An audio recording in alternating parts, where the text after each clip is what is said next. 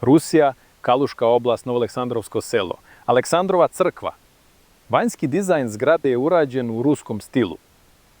Iako crkva nije drevna, izgrađen u 19. veku. Crkva iznutra izgleda potpuno drugačije. Klasični evropski stil enterijera. Teško je zamisliti da se takav sjaj nalazi u napuštenoj ruskoj provinciji. Srušila se kupola crkve i probio je drveni plafon. Ali zašto je grubi drveni pod uz graciozne lukove i lijepe štukature? U sovjetsko doba crkva je pretvorena u skladište. Iskoristili smo vertikalni volumen zgrade za povećanje skladišnog prostora.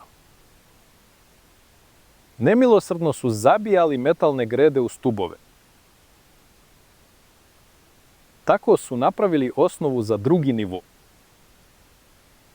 Na vrhu je postavljen grubi drveni pod. Komunisti su ukinuli Boga i našli su drugu upotrebu za veliku, jaku crkvenu građevinu. Svemogući Bog nije imao ništa protiv.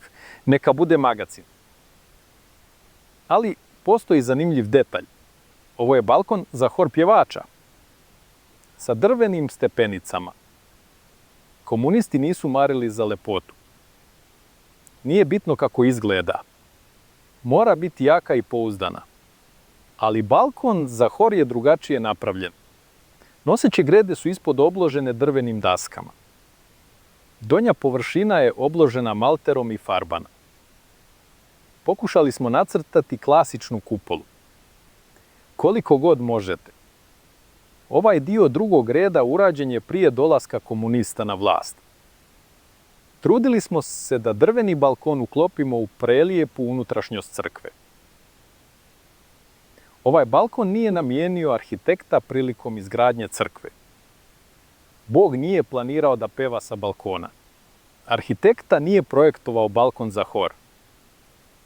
Ali onda su pravoslavci odlučili da je potreban balkon za crkvene himne. Zašto je došlo do takvih promjena u crkvenom obredu? Sveštenici kažu da se ritual obožavanja veoma malo promenio tokom vekova. Ali vidimo da je zgrada crkve građena za drugu svrhu. Na balkonu nije bilo predviđeno za crkveni hor. Dakle, ritual je bio drugačiji. Ali se sveštenci ne znaju za ovo.